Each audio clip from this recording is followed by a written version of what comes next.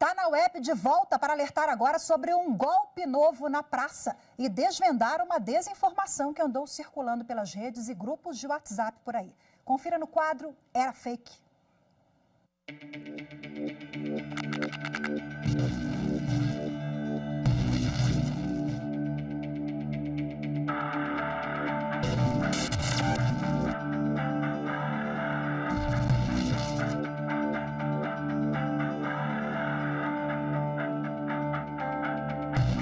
É fake news, o golpe que pede para você pressionar 2 caso você tenha se vacinado contra a Covid.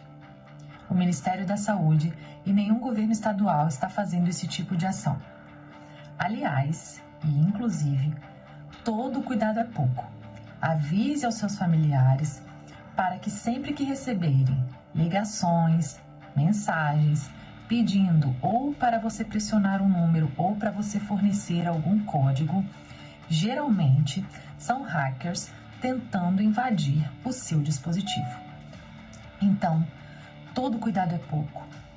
Não forneça senhas, não forneça dados pessoais e nem tampouco pressione números quando alguém te liga, porque isso é fake e pode resultar em hackeamento e em golpe.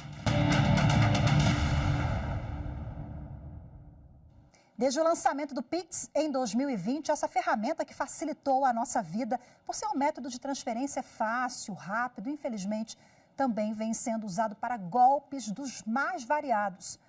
Agora a gente vai avançar nesse assunto com dicas e orientações para não cair em ações criminosas como a que mostramos agora. Meu convidado neste segundo bloco é o especialista em segurança, Marcelo Lau. Olá, Marcelo, seja muito bem-vindo.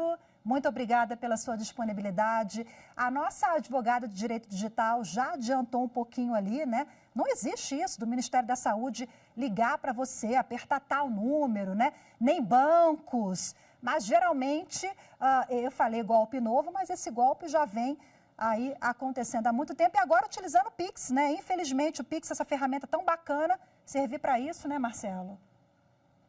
Pois é muito triste perceber que existem muitos golpes na praça. Algumas questões aí têm que estar esclarecidas. Por exemplo, enquanto à geração de uma chave do Pix, né, muitos inclusive têm receio e não recomendo que muitas vezes essas chaves sejam eventualmente compartilhadas. E existe um outro perigo também que a gente deve levar em consideração, que inclui especialmente receber ligações telefônicas e fornecer informações ou realizar ações que possam colocar em risco o próprio cidadão. Hoje, graças a Deus, nós temos um sistema financeiro extremamente robusto em relação à segurança. Entretanto, os criminosos estão se inovando a cada dia. Quais são os métodos mais comuns, os golpes que ocorrem com uma maior frequência, Marcelo? Bom, infelizmente, com o advento da pandemia e isolamento social, muitas pessoas começaram a utilizar meios eletrônicos para fazer pagamentos. Então, a primeira dica importante: tome cuidado com o seu cartão. Leve apenas consigo cartões que são necessários e evite dar o seu cartão nas mãos de um outro indivíduo, porque ele pode se aproveitar de alguma situação de desatenção, até gerar uma fotografia, uma imagem na frente do verso do cartão, sem contar que, às vezes, o criminoso ele substitui o seu cartão por outro de outro indivíduo para poder fazer pagamentos. Inclusive, tome muito cuidado com aquela cesta de café da manhã que você acabou de ganhar num suposto aniversário onde você precisa pagar uma taxa, apenas uma taxa de entrega. Tome cuidado, isso é golpe. Então, existem muitas preocupações hoje que rondam o e-commerce, situações presenciais que nós realmente, de fato, devemos nos cuidar. No caso do Pix, dá para confirmar que eu fiz o Pix para aquela pessoa e foi, de fato, aquela pessoa que recebeu? Excelente pergunta, porque muitas vezes as pessoas passam a chave do Pix, mas, além da chave, como que eu confirmo que é o indivíduo? Então, a primeira coisa, nós temos que conhecer, na medida do possível, o nome da pessoa que nós estamos fazendo a transferência. Segundo ponto importante, se nós soubermos alguma informação, pelo menos de parte do CPF ou do CPF inteiro, para fazer a confirmação de uma transação antes de efetivar o pagamento, isso será super importante. E todo o Pix, ele também informa a agência, o banco que irá receber tais valores financeiros. Então, se você também tiver esse dado, o Pix ele pode ser feito de uma maneira muito segura se você vier a confirmar esses dados antes de efetivar a transferência bancária.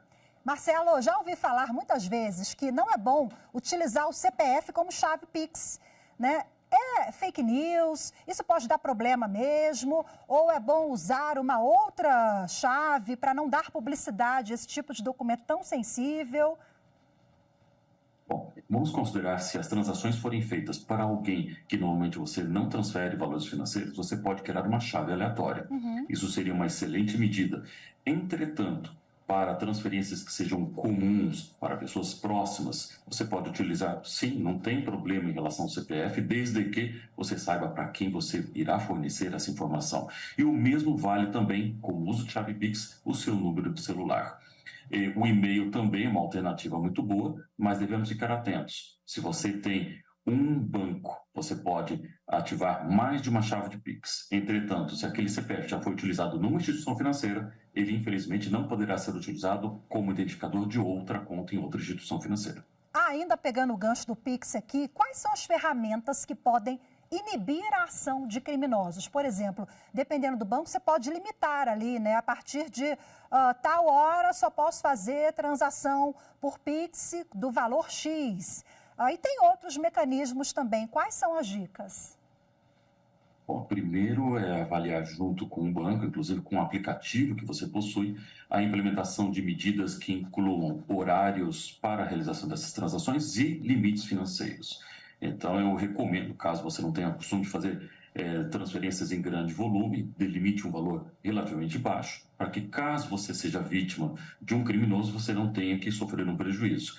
Hoje, existe muita preocupação em grandes cidades sobre portar smartphones. Inclusive, bandidos se aproveitam de smartphones desbloqueados para poder ter acesso às contas bancárias. Então, vão algumas dicas, né? Não anote a sua senha, não use senhas de fácil dedução, que seja uma sequência numérica, tampouco uma data de nascimento, e não utilize os bloquinhos de anotação para colocar essas tais senhas. Lembre-se, o seu smartphone também é um computador. Utilize um antivírus. Um antivírus gratuito é melhor do que nenhum antivírus, porque infelizmente ele se infecta nos dias atuais. Então, Marcelo, antigamente a gente associava, né, aos mais idosos, ou que não tem tanto manejo ali com rede social ou com o telefone, essas pessoas são mais vulneráveis. Hoje não tem mais isso, ou esse cenário está mudando um pouco, porque os criminosos eles estão muito atentos.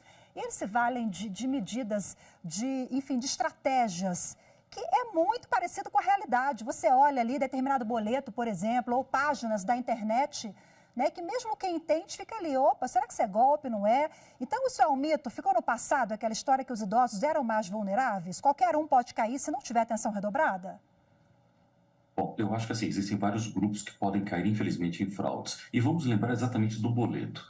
O boleto, normalmente, ele tem os números iniciais, que normalmente os 3 primeiros indicam o banco. Então, se por um acaso você recebeu uma conta de um condomínio, e esse condomínio tem um banco específico, por exemplo, 001, é Banco do Brasil. Se de uma hora para outra esse número mudou, fique atento, ligue para a administradora para verificar se realmente isso é correto. Para as contas de consumo vai uma dica muito importante: luz, água, internet. Aqueles que têm os 4 bloquinhos de números, saiba que o primeiro é número 8. Não existe um boleto de banco que seja número 8. 8 inicialmente é conta de consumo.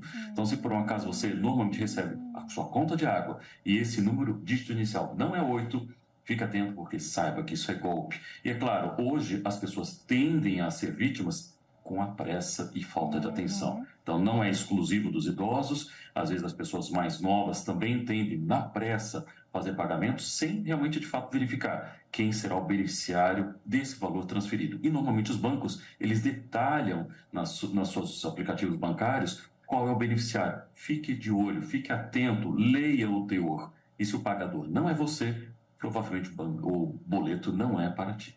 Perfeito, Marcelo. Muito obrigada pela sua participação, pelas dicas, pelos esclarecimentos todos aqui conosco, viu? Muito grata pela sua participação e até a próxima. Fico muito grato pela oportunidade e, como falo para os telespectadores, todo cuidado é pouco. Perfeito. Tchau, tchau, Marcelo. Muito obrigada.